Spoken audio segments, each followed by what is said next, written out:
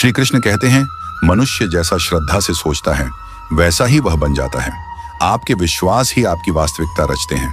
यदि आप खुद को निर्बल मानेंगे तो आप वैसे ही बनेंगे, लेकिन यदि आप आत्मविश्वास से भर जाएं तो जीवन बदल सकता है। यह उपदेश श्रीमद् भगवत गीता के 17वें अध्याय से लिया गया है, जहां श्री कृष्ण श्रद्धा, विश्वास और आस्था की प्रकृति को स्पष्ट करते हैं। यह उपदेश केवल धार्मिक संदर्भ तक सीमित नहीं है, यह पूरे जीवन को प्रभावित करने वाला गहरा मनोवैज्ञानिक और आध्यात्मिक सत्य है। जब श्री कृष्ण कहते हैं जैसी श्रद्धा वैसा मनुष्य, तो वह एक ऐसी शक्ति की ओर इशारा कर रहे हैं जो दिखाई नहीं देती, लेकिन हमारा पूरा जीवन उसी से बनता और बिगड़ता है, और वह है हमारा विश्वास। हर विचार जो हमारे भीतर बार बार आता है, वह धीरे धीरे हमारे स्वभाव, हमारे कर्म और हमारे भविष्य का रूप ले लेता है।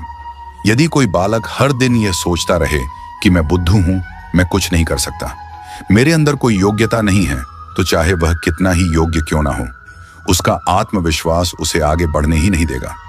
दूसरी ओर एक सामान्य प्रतिभा वाला व्यक्ति यदि यह सोच ले कि मैं कर सकता हूं, मैं प्रयास करता रहूंगा, ईश्वर मेरे साथ है, तो वह अपनी सीमाओं से परे जाकर बड़े कार्य कर सकता है।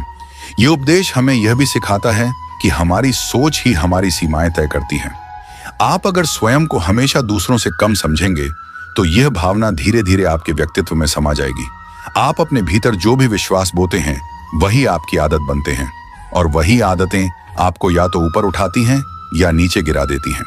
श्रद्धा का मतलब यहाँ केवल ईश्वर में विश्वास नहीं है, बल्कि अपने आप में, अपने लक्ष्य में, अपने कर्म में और अपने जीवन के उद्देश्य में गहराई से यकीन करना है।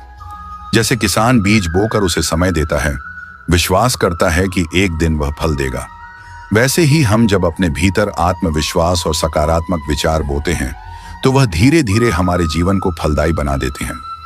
यह उपदेश इस बात को भी दर्शाता है कि बाहरी परिस्थितियां उतनी महत्वपूर्ण नहीं होती जितना कि हमारी अंदर की सोच। अगर मनुष्य सोच ले कि मैं परिस्थिति से बड़ा हूं, तो वह कोई भी कठिनाई पार कर सकता है। लेकिन यदि वह सोचने लगे कि मेरे पास कुछ नहीं है, मैं अकेला हूं, मैं हार चुका हूं,